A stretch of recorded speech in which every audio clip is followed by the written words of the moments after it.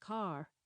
He'd spent most of the 20-minute journey with earphones in, talking loudly over the radio in a language Stacey didn't understand. Occasionally he'd bark out a laugh and she'd jump, her nerves on high alert. She stepped out of the taxi in relief, inhaled deeply, and tugged at the crotch of her tights where they were pinching. The irony that she had lived only 20 minutes away from Valentina without knowing it was not lost on Stacey. 3 of their group had grown up in and around the village of Shellbottle, known locally as Shit Bottle, after someone graffitied the town sign years ago when she, Bev and Paula were kids. The graffitied sign was still there today, standing proud and still making people snigger.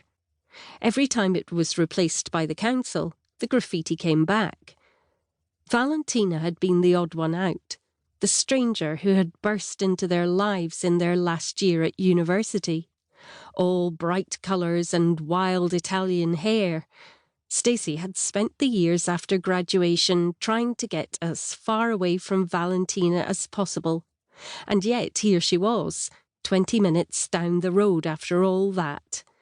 It was a postcard Northumbrian church with a beautifully maintained rose garden in front and the graveyard tucked neatly behind, a respectable distance away. Birds chirped, bumblebees buzzed, and the air was fragrant with summer.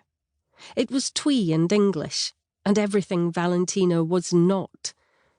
Stacey noticed Bev standing to the right of the church entrance, shuffling from foot to foot, wearing a dress that the Women's Institute would have approved of wholeheartedly.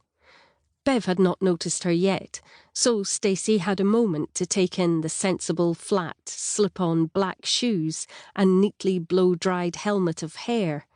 She looked like a Lego figurine with her handbag clutched in front of her. Hay fever tickled at Stacey's eyes, making them twitch and water. She reached into her small black handbag to find a tissue. Everyone was going to think she was crying because of Valentina rather than the high pollen count.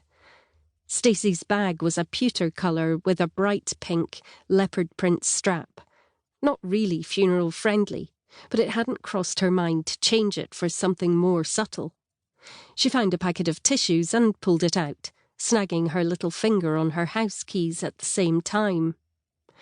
The keys pinged free and clattered to the tarmac. Bev looked over sharply, then waved. Stacey flushed and scooped up the keys, feeling her freshly painted and yet already smudged nails scrape the tarmac as Bev walked over. "Did you pick that one specially?" Bev said, pointing at her bag with its jaunty strap. Yes, I did," Stacey lied. "She'd have liked that." Bev looked like she may have been crying already. "Sorry, haven't even said hello to you yet. How long's it been?" "Too long. How've you been?" "Oh, you." "Yeah, all good. You look good." She was lying. Stacey knew she looked swollen. They loitered outside the church, making small talk about the warm sun. Then another taxi pulled up, and Paula Dunn climbed out. As Bev and Stacey watched, she adjusted the jacket of her black trouser suit, then crouched down to tie the laces on a pair of white trainers.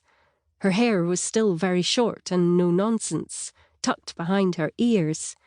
It was now jet black rather than the white blonde she had dyed it at university. Stacey remembered how she would leave peroxide stains on the towels, which would drive Bev mad.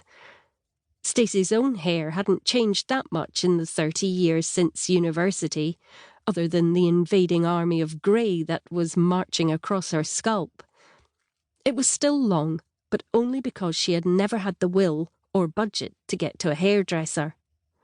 Today she had pulled it into a low ponytail at the nape of her neck. Paula came over to join them and they stood awkwardly, the silence between them weighed down by all the years that had passed in between conversations, before Paula pulled each of them into a brief, pat-on-the-back type hug. "Here we are, the 3 of us back together again.